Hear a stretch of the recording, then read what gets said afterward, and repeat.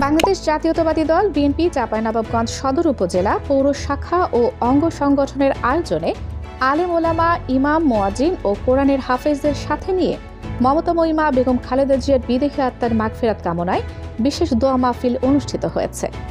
7 জানুয়ারি বুধবার সকাল 11:30টায় পুরাতন স্টেডিয়াম মাঠ প্রাঙ্গণে এই দোয়া মাহফিল অনুষ্ঠিত হয়। অনুষ্ঠানে প্রধান অতিথি হিসেবে উপস্থিত ছিলেন চাঁপাইনবাবগঞ্জ 3 আসনের সাবেক সংসদ সদস্য হারুনুর রশিদ। তিনি সাবেক 3 বারের প্রধানমন্ত্রী ও জাতীয়তাবাদী দলের চেয়ারপারসন বেগম খালেদা জিয়ার স্মৃতিচারণ করেন এবং তার দল ও দেশের প্রতি অবদানের কথা তুলে ধরেন। দেশ দর্পণ নিউজ, দেশের সাধারণ জনগণের সংবাদ মাধ্যম।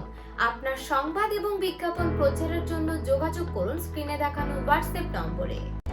এ সময় আরও উপস্থিত ছিলেন জেলা বিএনপির সাবেক প্রচার সম্পাদক ও সদর উপজেলার সাবেক ভাইস চেয়ারম্যান মোহাম্মদ নজরুল ইসলাম, জেলা বিএনপির কৃষক দলের আহ্বায়ক ও সাবেক উপজেলা chairman Mohammad Tasikul Islam Tasi, Chapainawabganj chamber of commerce ইন্ডাস্ট্রির সভাপতি আব্দুল ওয়াহেদ, জেলা যুব দলের আহ্বায়ক তবিউল ইসলাম তারিফ, জেলা ছাত্র দলের সহ সভাপতি মিম ফজলে আজিম, জেলা স্বেচ্ছাসেবক দলের আহ্বায়ক মোহাম্মদ জামিউল হক সোহেল, শঙ্করবাটি চারতলা জামে মসজিদের ইমাম ও খতিব মুফতি আব্দুল আজিজ, কারি মাওলানা আব্দুল বাশির, পাঠানপাড়া জামে মসজিদের ইমাম ও খতিব মাওলানা আমানুল্লাহ, জেলা ছাত্রদলের সাবেক সভাপতি মোহাম্মদ সারোয়ার জাহান, বিএনপির জেলা তাঁতি দলের আহ্বায়ক মোহাম্মদ আতাউর রহমান, পৌরসভার সাবেক কাউন্সিলর মোহাম্মদ আব্দুর বারেক সহ দলের বিভিন্ন স্তরের নেতাকর্মীরা।